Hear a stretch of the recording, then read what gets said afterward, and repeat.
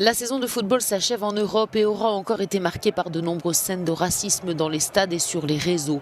En Italie, en Angleterre, en France ou encore le mois dernier en Espagne, malgré les condamnations, les comportements d'une minorité n'évoluent pas. Chaque fois qu'il y a du racisme, cela vous renvoie en arrière. Au moment où vous pensez que tout va bien, on vous rappelle que ce n'est pas le cas. Même si cela représente 1% du nombre de personnes impliquées dans le football, 1% représente beaucoup de monde.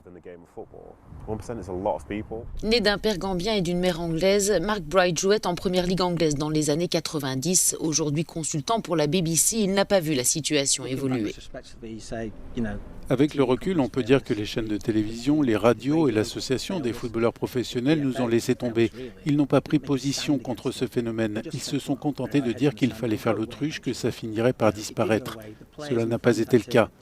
Les joueurs et les supporters ont dû s'organiser pour faire bouger les choses, pour lancer la campagne « Kick Racism Out of Football » et obtenir l'adhésion des gens. 5000 personnes derrière le but qui chantent noir par-ci, noir par-là, c'est difficile de jouer devant ça. Il fallait être costaud, il fallait être résistant à l'époque.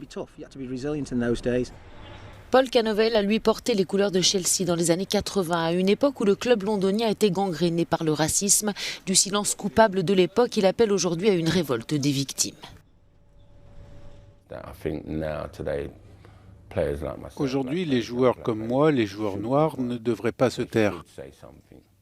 Ils devraient dire quelque chose sur le champ.